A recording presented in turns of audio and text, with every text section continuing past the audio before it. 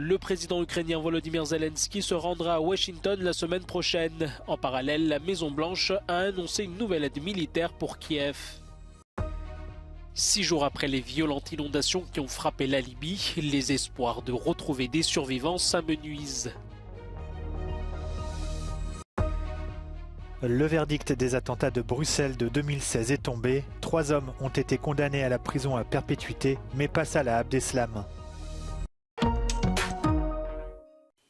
Il y a un an, la mort de la jeune iranienne Mahsa Amini déclenchait un vaste mouvement de contestation qui a ébranlé les autorités. S'en est suivie une répression féroce avec des milliers d'arrestations et des exécutions sommaires. Les militants dénoncent aujourd'hui une nouvelle répression en cours pour les faire taire. Le père de la jeune femme entend organiser la commémoration de la mort de sa fille dans leur ville natale de Saqqez. Pour éviter tout débordement ce week-end, le régime aurait mobilisé des forces de sécurité en renfort.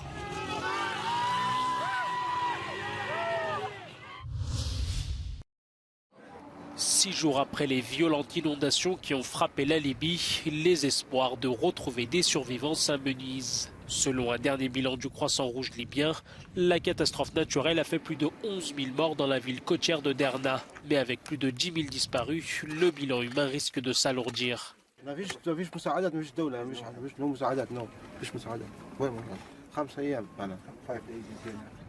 Le déluge a entraîné la rupture de 2 barrages en amont, provoquant une crue fulgurante, emportant tout sur son passage. Les flots ont laissé un paysage de désolation et une grande partie de la ville apparaît comme foudroyée par un puissant séisme. During these 45 years, we should have about 10 dams behind the second one to help. De son côté, les Nations Unies ont lancé un appel de fonds de plus de 71 millions de dollars pour venir en aide immédiatement aux quelques 250 000 personnes les plus touchées par les inondations. Washington est incontestablement le plus grand allié de l'Ukraine. Le président ukrainien Volodymyr Zelensky sera reçu jeudi 21 septembre à la Maison-Blanche par le président Joe Biden. C'est la deuxième visite du dirigeant ukrainien depuis le début de la guerre. En parallèle, Washington a annoncé une nouvelle aide militaire afin de soutenir les forces de Kiev.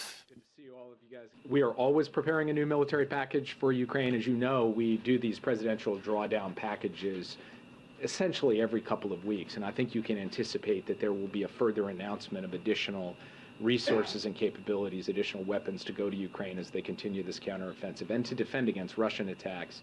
Malgré la guerre et les recommandations de Tel Aviv, environ 30 000 pèlerins juifs se sont réunis dans la ville ukrainienne d'Ouman pour célébrer le Nouvel An juif qui a débuté vendredi. Chaque année, des milliers de juifs hassidiques viennent du monde entier en Ukraine pour visiter la tombe de Rabbi Nahman de Breslev, une des principales figures du hassidisme, courant orthodoxe du judaïsme. Le verdict des attentats de Bruxelles de 2016 est tombé. 3 hommes ont été condamnés à la prison à perpétuité. Oussama Attar, présumé mort en Syrie, Osama Krayem et Bilal El Marouri. Concernant Salah Abdeslam et Sofiane Ayari, la cour d'assises a renvoyé à une précédente condamnation, 20 ans de prison pour une fusillade avec des policiers, et n'a pas voulu prononcer de peine supplémentaire.